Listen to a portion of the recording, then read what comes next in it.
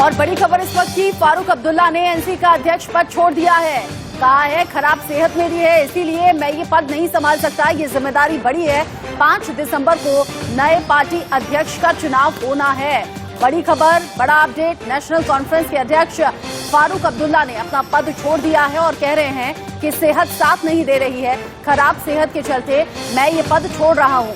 बड़ी जिम्मेदारी है जिसको लेकर 5 दिसंबर को नए पार्टी अध्यक्ष पर बात होगी, चुनाव होगा। फारूक अब्दुल्ला ने एनसी का अध्यक्ष पद छोड़ दिया है और कह रहे हैं कि सेहत मेरी खराब है, बड़ी जिम्मेदारियां रहती हैं, इसीलिए नया अध्यक्ष नई जिम्मेदारियों के साथ, नई ऊर्जा के साथ पार्टी की जिम्मेदारियों को संभाले।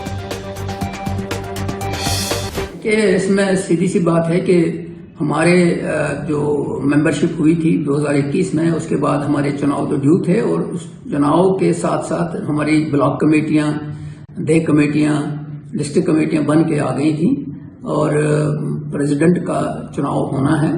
तो उसमें फारूक साहब तो कंटिन्यू कर रहे थे और उन्होंने स्टेप डाउन किया है कि ताकि इलेक्शन का जो प्रोसेस है वो आगे चले।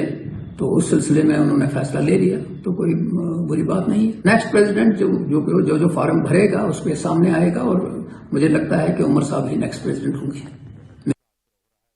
अपडेट के साथ अजय जांडियाल हमारे संवाददाता हमारे साथ जुड़ गए हैं। अजय, फारूक अब्दुल्ला के बाद अब इस रेस में सबसे पहला नाम कौन दिख रहा है और कौन कौन रेस में है?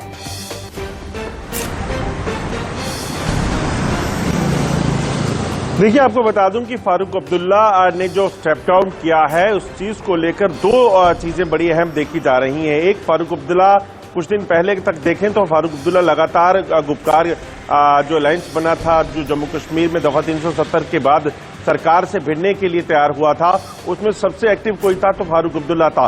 तो एकाएक अगर फारूक अब्दुल्ला स्टेप डाउन करते हैं और अपनी हेल्थ की दुहाई देते हैं तो ये इतनी जल्दी डाइजेस्ट होने वाला नहीं है। कहीं ना कहीं इस चीज का डर है। आप देखिए, जब गुलाम नबी आजाद ने पार्टी बनाई, उसके बाद बीजेपी की लगातार जब कद बढ़ा जम्मू कश्मीर में, तो उनके कई नेता उनसे दूर जाने लगे और उसके पीछे की एक वजह यह भी है कि परिवारवाद की राजनीति ज्यादा लंबे समय तक या कितनी देर तक की जा सकती है। तो इसीलिए कहीं ना कहीं लग रहा है कि अंदर खाने से इस चीज की चिंता भी नेशनल कॉन्फ्रेंस को सता रही होगी। और दूसरी एक अहम चीज ये है कि आपको याद होगा, जब उमर अब्दुल्ला मुख्यमंत्री जम्मू कश्मीर के बने थे तो तब फारूक अब्दुल्ला नहीं चाहते थे कि उमर अब्दुल्ला जो है वो मुख्यमंत्री पद का पदभार संभाले, क्योंकि अभी वो उतने मैच्योर शायद नहीं थे। मगर उसके बावजूद उमर अब्दुल्ला चीफ मिनिस्टर बने और उसके बाद क्या हुआ, नेशनल कॉन्फ्रेंस लगातार बिखरी और दूसरे बार जब इलेक्शन हुआ तो नेशनल कॉन्फ्रेंस बाहर हो गई रेस से। तो ये कहीं ना कहीं चीजें हैं। इस बार भी हो सकता है कि उमर अब्दुल्ला इस चीज को लेकर जो है वो चाहते हो कि वो एक बार फिर कमान संभालें, क्योंकि होप लगाकर बैठी है नेशनल कॉन्फ्रेंस की, नेशनल कॉन्फ्रेंस जम्मू कश्मीर में सरकार बना सकती है। ये 2 चीजें हैं। मगर विपक्ष का जो भी कहे, मगर आपको बता दूं कि बीजेपी का कहना है कि ये परिवारवाद की राजनीति से अब कहीं ना कहीं लोग भी उब चुके हैं, इनको डर भी है। मगर अगर फिर से चुनाव होंगे तो एक बार फिर फारूक अब्दुल्ला या उमर अब्दुल्ला ही इस पार्टी का नेतृत्व करेंगे, यही होगा।